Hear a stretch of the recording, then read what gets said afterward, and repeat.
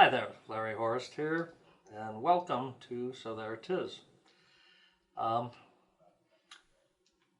the other day, one of my favorite people on the media, Larry O'Donnell, uh, he made an announcement of some significance. He said that he had discovered, his people at MSNBC had discovered that loans from Deutsche Bank in Germany to President Trump's organization were co-signed by Russian oligarchs. Wow, what a story. I mean, this closes the loop. This explains why President Trump talks the way he does about the Russians. This explains how he is tied to the Russians. This explains a lot, except it's not true. Not even close. I mean, whole cloth untrue. Now, I'd call it fake news, but somebody already took that term and kind of owns it today.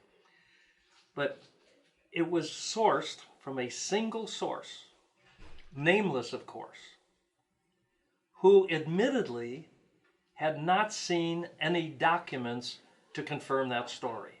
Now, ponder that for a minute. Step back for a minute.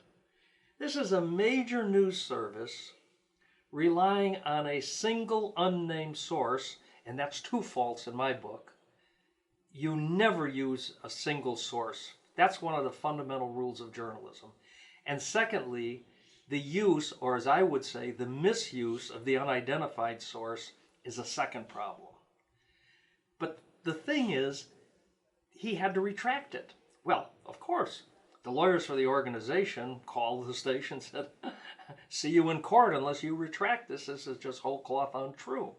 So they retracted it. The next day, Larry O'Donnell said that he has to retract it because they got it from a single source and he shouldn't have aired it. It wasn't ready to be aired.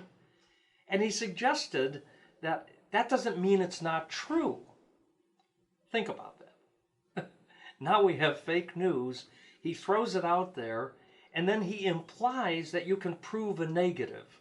Since it hasn't been proven, we have to say, well, maybe it's so. Well, looking at you out there, maybe you're a bank robber. I can't prove you're not a bank robber. That's the problem of proving a negative. That's the kind of sleazy journalism we're getting out of people like Larry O'Donnell. So, there it is.